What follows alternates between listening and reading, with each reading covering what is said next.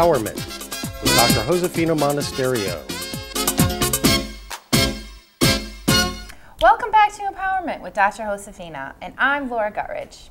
I really love today's topic. It's about self-esteem and how it's really the core of who we are. And when we can work on our self-esteem, be aware of it, and feel confident with ourselves, that kind of reflects how we treat others. Exactly. And whether or not they feel good about us being around them. So you talk about, this lesson seems to be more about treating other people with respect. Exactly. But the core thing is we have to have that self-esteem in order to do that. Exactly. You cannot give what you don't have. If I don't have $1, I cannot give you two. So the same thing with self-esteem and and self-respect. So the core, like you were saying, the core of our personality is the self-esteem. So sometimes you see people that have that sense of insecurity in whatever area because of lack of feeling good about who they are. They don't have that sense of confidence and trust and worthy. So when you're with a friend that feels that way, or just in everyday life, you should always be aware of trying to make them feel good. And it can be the easiest and simplest little things like complimenting them on something they're wearing, or just a simple thank you. Exactly. As you said. Always it doesn't take much more time to be nice and kind to people. It's easier to be nice and kind. It takes less time to be nice and kind than to be mean and Exactly. hateful. And not only that, Laura, when you like that description that you presented, what happens is you get more in return. Because the nicer you are to people, when you recognize people, when you say thank you to people, when that person is in front of you and you are giving that person your 100% attention, you're making that person to feel empowered, to feel important, to feel appreciated, to feel that they count. And of course, what's going to happen, the self-esteem is elevated. Right. So you probably have friends like that, and I notice people that they might be with somebody or with you, and they are multitasking, they're paying attention to 500 different things, they're texting on their phone, they're answering their phone, and there you are, like you nothing, like you invincible. Right. Invisible. Is that right? Invisible? Yes, invisible. Yes.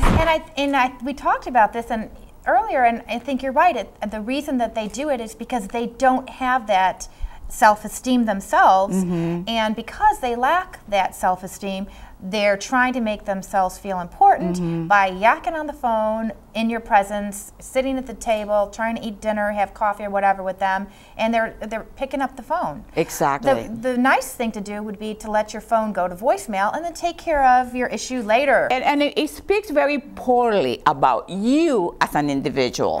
It doesn't say very nice things about you when you're thinking that the person in front of you is worth nothing, because basically that's what you're saying. And I've seen this not only in friendship, but in businesses, that you might have a client in front of you and you're ignoring that client. Right. You're answering the phone, you're texting somebody else, you're taking care of 500 different things, and that client is right there paying you for your time, and you're multitasking. The whole thing with the lesson today is just for you to become aware that to make other people around you feel good, to feel important, to feel respected, appreciated, you have to present that to them. Right. You cannot be ignoring and doing different things, and the person in front of you, you completely ignoring them. Exactly. So. But I also think it should be noted that when you are giving compliments, it should be sincere compliments. Exactly. Because if you start throwing out compliments that aren't sincere,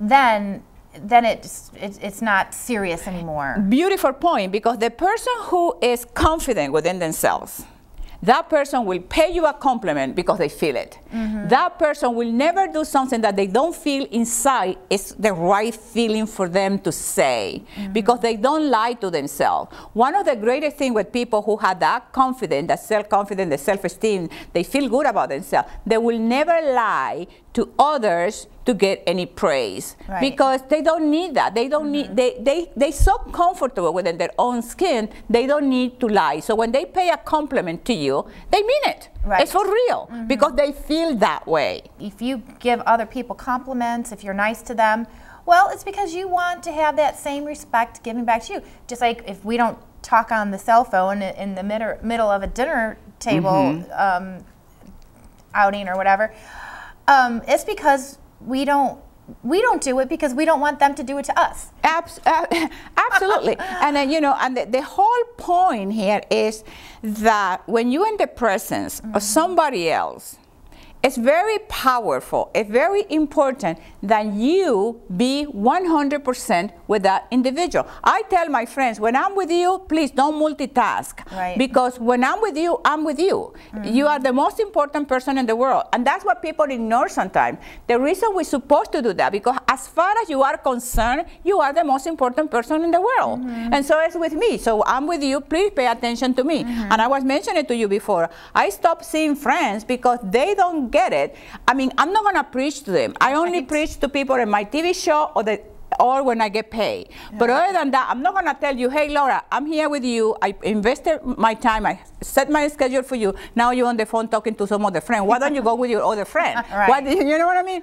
So what I do for me is like, if that's your deal, but that's my time, and I made the choice not to spend my time with you, because when I'm with you, I'm not with you, you're with somebody else.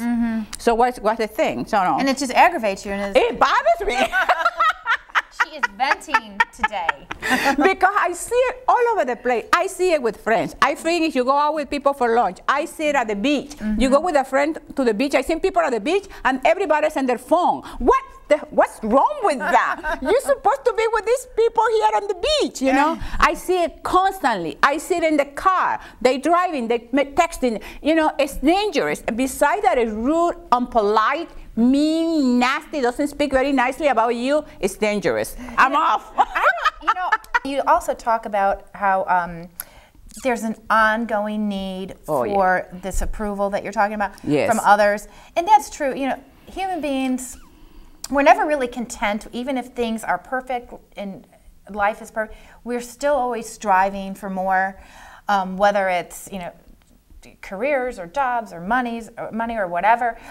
It's also for this approval that you talk about. Exactly. People always want to feel needed. Exactly. What people always want to feel approved for whatever they do. Like you have a child, and no matter, you approve things and you tell Celeste, oh, you did great, beautiful, nice, da da da. But you're gonna have to do that constantly for the rest of her life, because people need that appreciation, need that approval, need to be feeling that what they did is appreciated.